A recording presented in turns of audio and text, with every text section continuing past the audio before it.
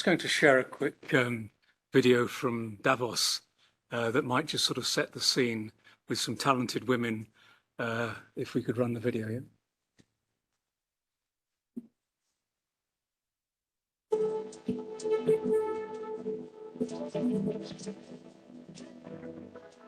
Hello and welcome to this special episode of Mission Makers, brought to you from Davos, Switzerland, where I was lucky enough to be moderating a week of panels in the mountains at the Land Space Summit, which took place during the World Economic Forum earlier this year.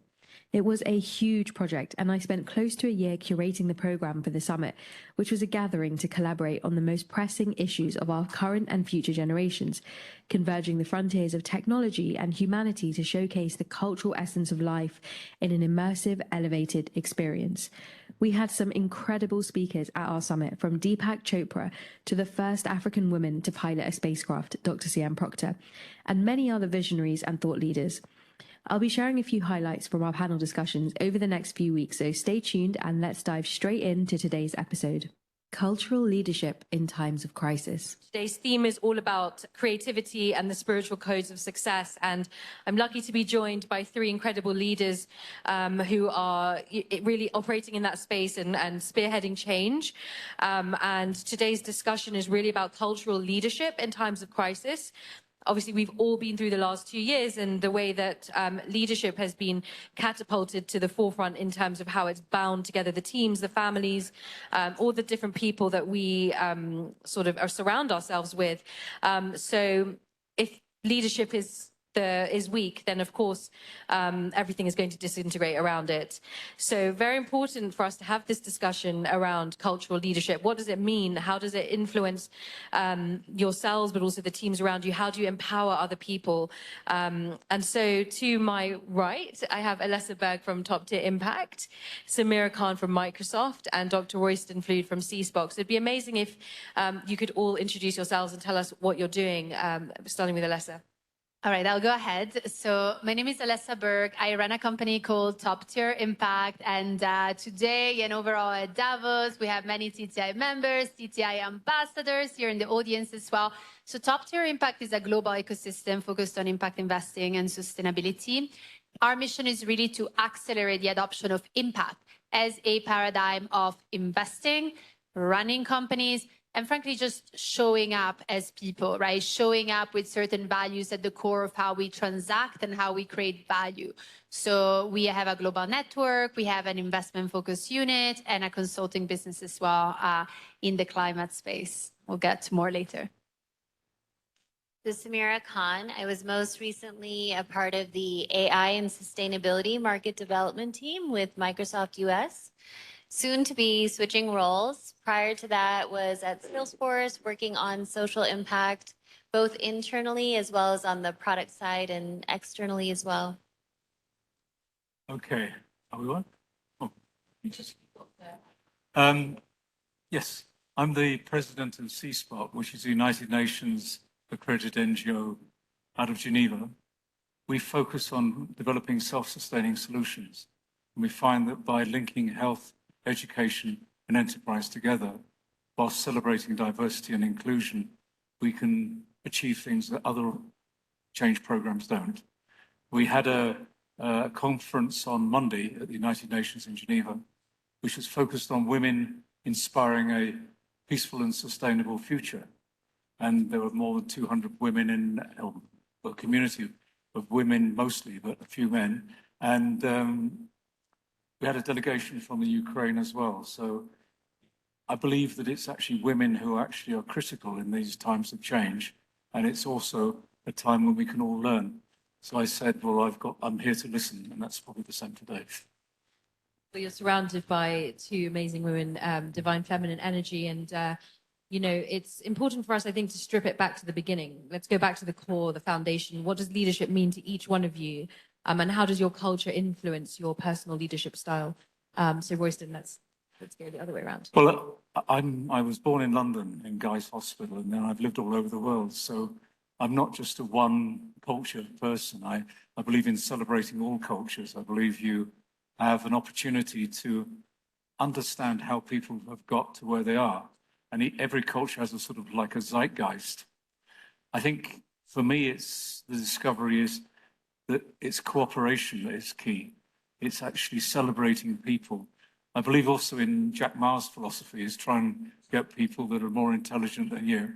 I'm a dyslexic polymath, so I have one or two ups and downs in life. In Switzerland, I usually have a few challenges with the administration forms, but we're trying to develop a sense of humor between us. So leadership for me is about inspiring people rather than telling them. It's about emotional and spiritual intelligence rather than mental, physical. And it's about allowing people to be their best. It's about celebrating competence rather than trying to recognize incompetence. And I find that humor is an incredibly important lubricant of life. We have, at least I get many humorous situations, as you can imagine. But if you can have humor, it diffuses negativity. It creates an opportunity for people to be together and work together. No, I completely agree. I also come from a background in motorsports, as many of you may know. And when we look at a team like Mercedes, one of the reasons they've been so successful is the no blame culture. Because once you start pointing those fingers and alienating people and making them feel inferior, you can't really support and nurture that innovation and that unity and that bond in the team. Of course, everybody has to be accountable, but doing it like that is perhaps not the right Joy and fun. Exactly.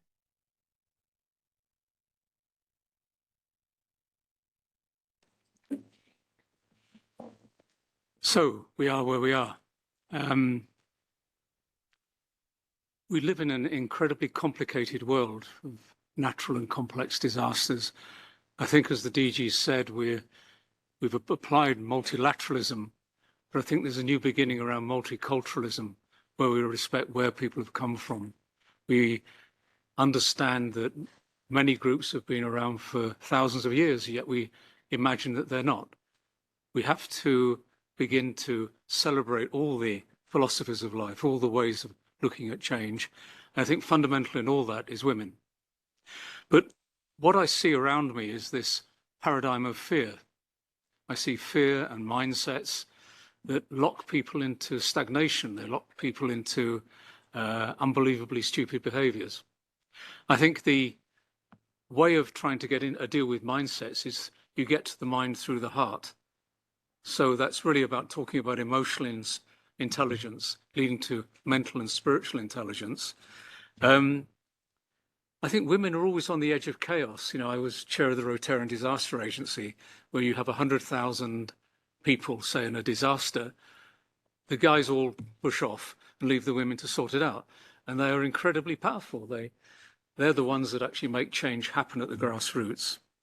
And I think 80%, if you're on the edge of chaos, which you probably describe where we are now, 80% of the outcomes are a function of people. They're not of systems. We need to move away from systems being more important than people.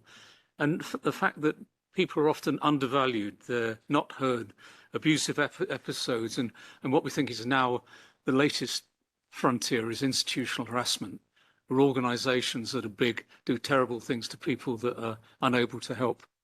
And that's a really big challenge that CSPOC is trying to deal with. We need to move away from this learned helplessness that comes from fear. The problem is, as you start to approach learned helplessness, people get into distraction behaviours. And if you try and solve one distraction, they just go on to another. We need to actually build self-worth. We need to develop the light inside. So people move towards a notion of positive self-worth and learned optimism that comes from hope. And I would ask you that also comes from loving kindness to themselves, to the planet, to the people around them. Once you start creating a resonance field of loving kindness, it's amazing what happens. You see the sparkle in the eyes of children and a few adults as well. And I think we all need to be able to have hope to live our dream. You know, we all, when we come down to it, have a dream, and we'd like to fulfill that dream, but the problems of stress and anxiety get in the way. And I come back to what I was saying there. Joy and fun is the answer. A friend of mine had a factory in Japan that was completely wiped out with the tsunami. But because his motto was joy and fun, the people came together and rebuilt the factory in 6 months.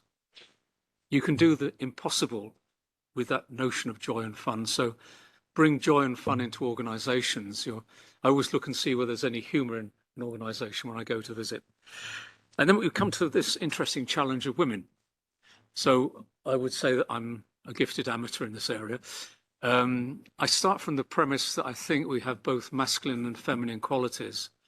And I think we need to try and understand the balance.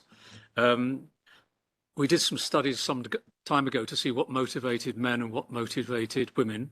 Happy to have a few chip-ins here, but we found that men were typically motivated by status, pleasure, and interestingly, a safe home to come back to, out fighting the dragons, but they need the cave. And women were motivated by very much more about participation and trust. For them, it was important to have a safe environment, to have a dream. So if you're going to allow anybody to run a community, I think you probably let the women do it because it's more likely to be safer. I think, as the DG said, I mean, it's all right having 50% participation, but there's still the dark shadows of the glass ceiling, where you actually have to get there, and then you have to work really hard to maintain that role, and the sticky floor, where a lot of women won't actually apply for jobs because they don't think they're competent, whereas the guys will actually do it even if they're not competent. And then we come to this notion of pioneering. So what's pioneering?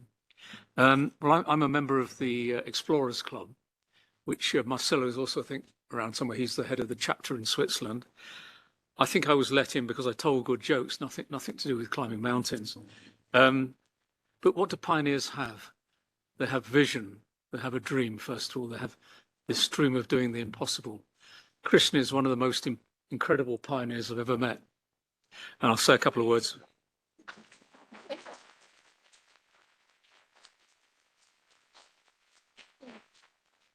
So pioneers have vision to climb a mountain, but it's a good plan if you take some ropes. So you have to develop competence. You have to be competent pioneers. It takes an enormous amount of courage to deal with uncertainty, and you need this resilience to climb out of pits. As a dyslexic, I fall down any pit that happens to be around, so my only skill is climbing out of pits. And then we come to this interesting challenge of global harmony. What does that mean? Well, when I look at the world, I see you have to find change processes that start at the grassroots. And women are the power base at the grassroots, the power base in the family. We just need to give them a chance. And what we've more recently discovered is grandmothers are formidable, yeah? The Hopi Indians said, once you enable the grandmothers, you'll have peace on the planet. So we need to elevate the support for women's voices and the leadership of women, where they're not just seen as another voice on the block, they're seen as something which is fundamental to making change happen. Again, we need to prioritize human rights, equality, and environmental responsibility so that we are part of a self-sustaining solution. And SDG goal number 5, and to create a more just, peaceful and sustainable world where we can all survive. Nobody wants a nuclear holocaust. Everybody loses. But we are on the brink of madness at the moment, so I really do hope we find a solution quickly. So that's my initial thoughts. I'm going to hand over to Christine, who knows more about what she's talking about. Oh, one last phrase. I think loving kindness means we can win together, which is the entree for Christine. I should say a couple of words about Christine. Christine comes from a small Norwegian fishing village called Kristiansand, and she's fought her way up through the class structure in Norway. There's a class structure in Norway right the way through to establishing WIN more than 25 years ago, which was an enormous step of courage. So there's more than now 25,000 women leaders, but it has to continually be reinvented, and it can only be reinvented with your help. She has extraordinary leadership skills. She brings inspiration to everybody she works with. So I think we should support her in every way we can. Thank you. Thank you.